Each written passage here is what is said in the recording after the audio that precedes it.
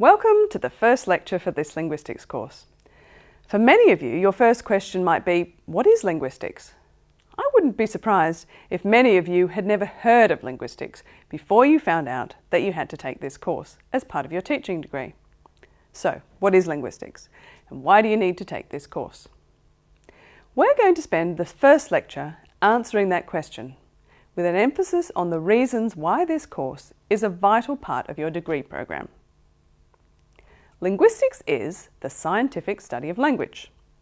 So you might then think, the scientific study of language? Why does a teacher need to know about that? What we mean by this is that linguistics is concerned with systematically addressing questions that relate to how language operates as a human communication system. So the primary focus of linguistics is studying the internal structure of language. In other words, looking at the rules about how the building blocks of language get put together in such a way that communication between people results. In language, sounds get put together to form words. Words or parts of words get put together to form new words with new meanings. Words get put together to form phrases, and phrases get put together to form clauses or sentences. Bigger sentences then get formed by putting together phrases and clauses in different ways. Each language has its own rules about how the building blocks can be put together. The main purpose of this course is to introduce you to important aspects of language structure and language use that will be relevant to you in your future teaching career. For those of you who speak or have learned another language, you may have been taught about some aspects of language structure. For many of you who speak and write English fluently, you will not have been taught or learned much about the structure of the language that you speak. And that is completely normal. As humans, we are programmed to learn the language that we hear spoken around us with minimal effort. As we're learning to communicate, we don't need to be actively taught how to speak. Once we become fluent adult speakers, we don't generally think about the structure of what's being said as we speak and take in what others say to us. We just speak, and it all comes very naturally. This is true of deaf people learning sign languages too.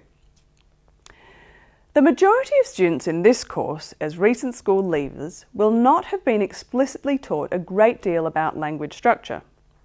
Most of you will have some idea of what grammar is, but most likely this is because you've been given feedback at some point for having less than perfect grammar, whether in your spoken or written language, and not because you've been systematically taught the grammatical rules of the language that you speak, read and write. However, having some knowledge of language structure about grammar and other features of the way language works will be invaluable for you as teachers. We think that what you will learn in this course is going to be very beneficial to you in your future career as a teacher. So the first thing that we want to do is show you why you are here in this course. Many students find this course quite challenging, as we're introducing you to new ways of thinking about your own language.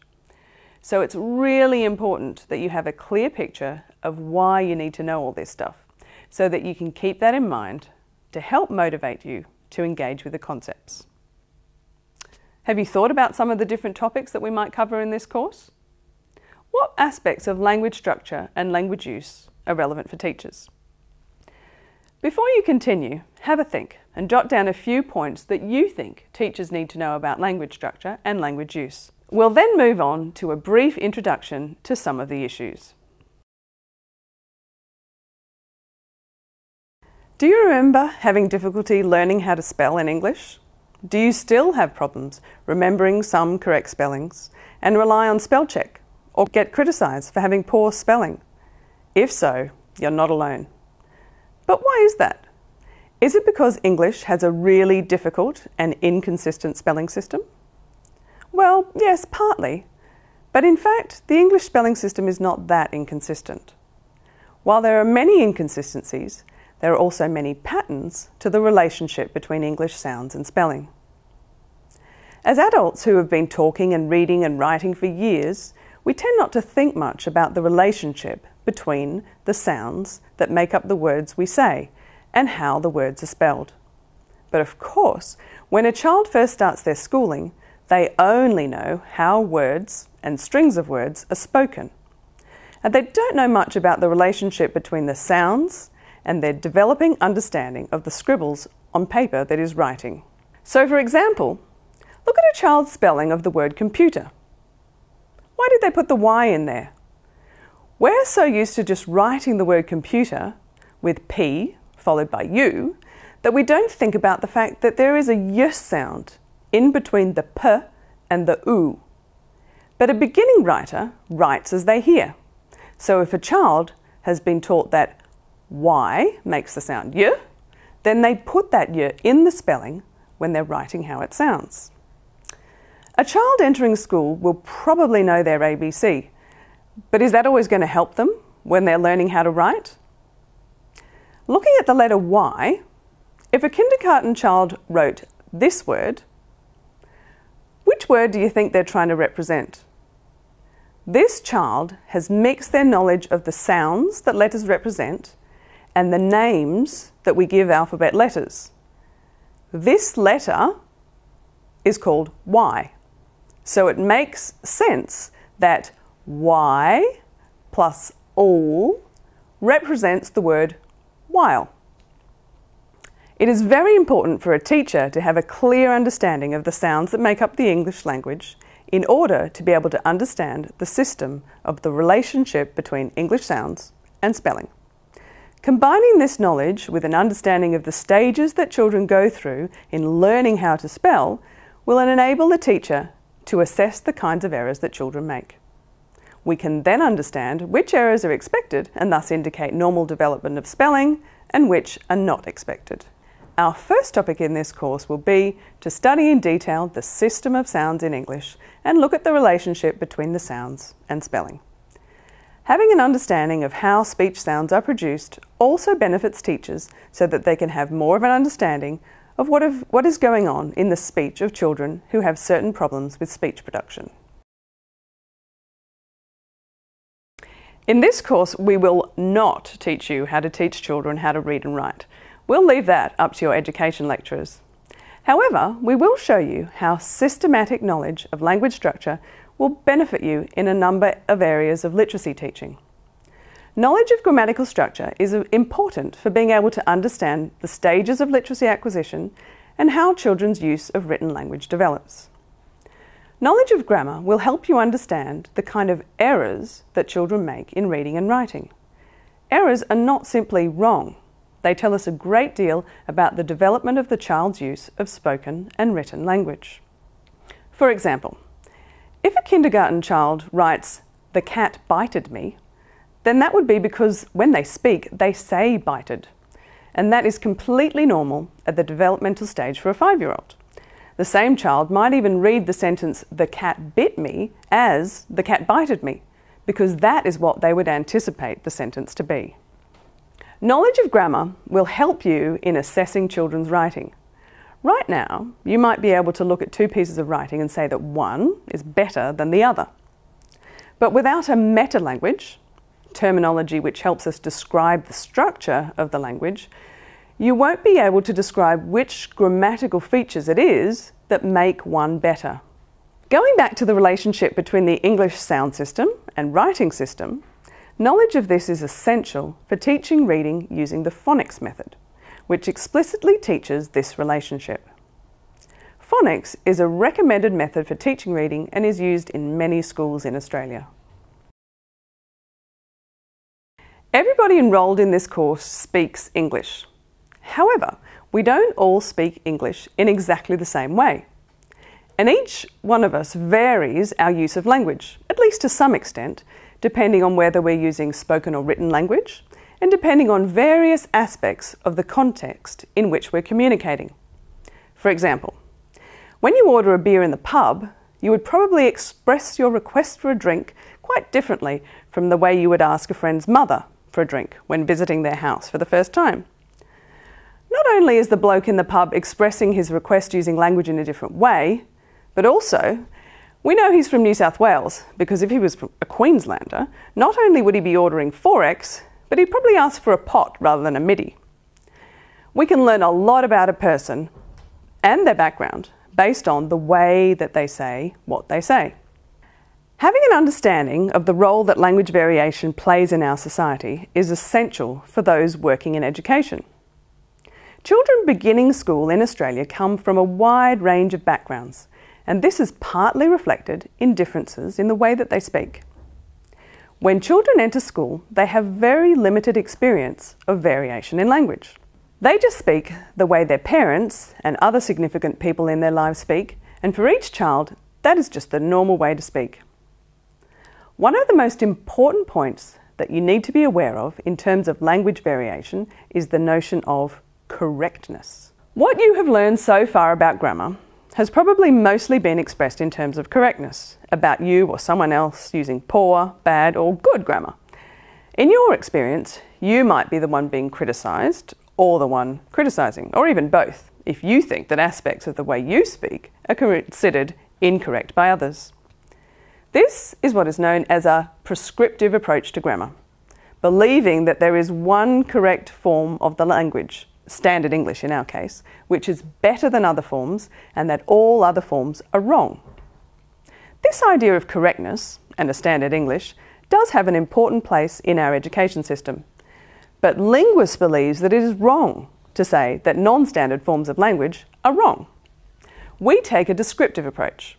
We describe what we hear instead of telling people the rules about what they're supposed to say. If a group of people communicate successfully using a variety of language, then how can it be wrong?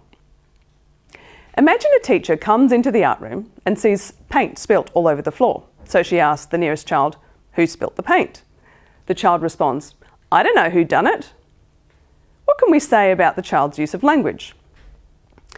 A prescriptive approach might be to say that the child's use of dunno instead of don't know is lazy or poor grammar, and that the use of done instead of did is simply wrong.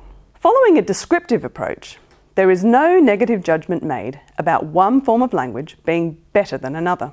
We simply describe the differences. So we would say that dunno is a common contraction of don't plus know, which is associated with colloquial rather than more formal speech. In this context, using done instead of did, which is what would occur in standard English, is a marker of a variety of Australian English associated with speakers of lower socioeconomic status. You'll learn to explain differences like these as we progress in the course. The important point for teachers to be aware of is that children enter the education system with very different experiences of language. Teachers need to be aware of and appreciate the differences, and your teaching needs to be guided by each child's background and experience of language use. Having an understanding of grammatical structure will enable you to describe and explain the differences. Other differences in language use which you need to be aware of are gender differences, differences in use of language according to context, and the differences between spoken and written language. Have a think about your opinions regarding correctness and variation in English, and be ready to discuss this in the first tutorial. Obviously, we all know that children don't arrive in the world knowing how to speak, and it is clear that children acquire use of language gradually. But are there regular predictable stages of child's language development? Yes, most definitely. And knowledge of what is known to be normal language development for a child is useful for teachers, whether you're teaching in preschool, where children are at an early stage of learning to use language, or in later primary, where we might expect a child's use of language to be almost adult-like. Areas where knowledge of the process of language acquisition is useful are knowing what is considered to be normal progression of language acquisition, so that we can recognise when a child is delayed in their language development. Helping to detect potential speech or language disorders, and understanding the relationship between language development and literacy acquisition. Finally, understanding that most speech errors that a child makes are not really errors, but that the differences between a child's speech and adult speech reflect their stage of language development. Australia is a multilingual society, and it is important for teachers to have some understanding of the range of languages that you will encounter in the classroom. Just as not all children who speak English as their first language will come to school speaking the same variety of English, some children will enter school as English language learners with a broad range in their knowledge of English. Knowledge of language structure and the types of problems that English language learners have in learning English will assist you in developing the child's use of English. I'm not suggesting you'll need to learn all the languages of children in your class who come from a non-English speaking background. But what I am saying is that if you have more understanding of language structure, then you'll be able to pay attention and work on relevant points. It's also important to have some knowledge of Australia's Indigenous languages. Whether or not you have an opportunity to work in a school or community where Australian Aboriginal languages are spoken, as a teacher in the Australian education system, you should have some knowledge of the diversity and structure of Australian languages. Australian Aboriginal children also have different experiences of using English. Some Aboriginal children have almost no experience of English, while others speak a variety of English called Aboriginal English. Educators need to be able to recognise and value Aboriginal English and consider its place in a classroom. In the study of linguistics, we are not generally focused on literature. We think about the structure of language, not the structure of books. However, it is important for teachers to have a wide knowledge of children's literature and be able to assess it in various ways and consider the different roles that children's books have and the ways in which they can be used. To be able to use children's literature, again, having a systematic knowledge of language structure is essential so that you can be aware of and assess the features of children's books that promote literacy development. Understanding language and literacy development and language structure is the basis for building an awareness of the age appropriateness of children's books. You'll want to be able to judge what makes books for younger readers too easy or too hard. This is also true for the reading schemes that are used in schools for teaching reading. We will look at readers in our major assessment item for this course, a case study. So you'll get a chance to use your new knowledge of language structure to analyse the kind of books that you'll be using in the classroom in the future. We're going to be learning a lot about grammar in this course, so it would be a good idea to clear up from the start what we mean by grammar. I'm sure that you all know and have used the word grammar, but in fact, the word grammar is used in a number of different contexts.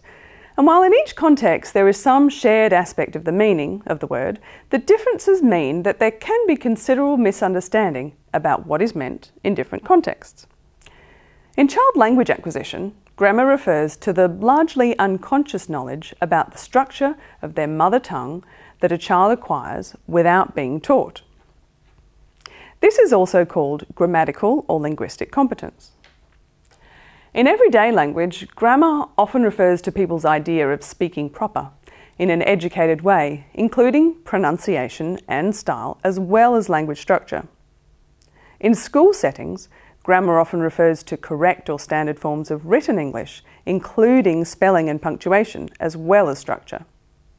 In linguistic description, and the way we're using the term in this course, grammar refers to the structure of language up to the level of the sentence. Sometimes this includes only the syntax, that is, how words are combined into phrases and sentences. Sometimes it encompasses phonology, how sounds are combined to form words, and also morphology, how words are constructed, and syntax, phrases and sentence structure, and semantics, the study of meaning. Grammar at the sentence level, syntax, includes the structure of simple and complex sentences and the structures that are found within the sentences. Grammar at the clause level, also syntax, includes the structure of the individual clause, the simplest type of sentence, and the words and phrases that make up the clause. Grammar at the phrase level, also syntax, includes the internal structure of the phrases that go to make up a clause. Noun phrases, verb phrases, and sometimes prepositional or adverb phrases. Grammar at the word level, morphology, phonology, semantics, includes how words are made up of parts, how sounds combine together in words, and how meanings are expressed through words and other language structures. What things are usually not included within the scope of grammar? Most linguists do not see the structure of texts as a part of grammar because although texts larger than a sentence do have structure, think of the introduction, body and conclusion of an essay, for example, these structures are not as clearly governed by a finite set of observable patterns, and they're not acquired without instruction. However, because text structures are an important part of the English syllabus, they'll be discussed in the topic on written language. Pronunciation is not usually seen as a part of grammar, although people often make judgments about other speakers' pronunciation based on whether they think it sounds proper or not. Spelling and punctuation are important parts of mastering how to represent language in writing, but they are not included in the structure of the language itself. Pragmatics, that is, how speakers use language effectively in context, is not included in grammar because it involves knowledge beyond the level of language structure. Teaching today in the New South Wales school system, not only will knowledge of grammar assist you in all of the areas that we've mentioned so far, but you will also need to explicitly teach grammar at the primary school level. For most of you, this will be a change from when you were at school and might be a fairly daunting prospect since you weren't taught grammar. In this course, we want to help you to learn the basics of grammar. In the first tutorial, we will be talking about some of the points that we've just covered, focusing on why a teacher needs to know about language structure.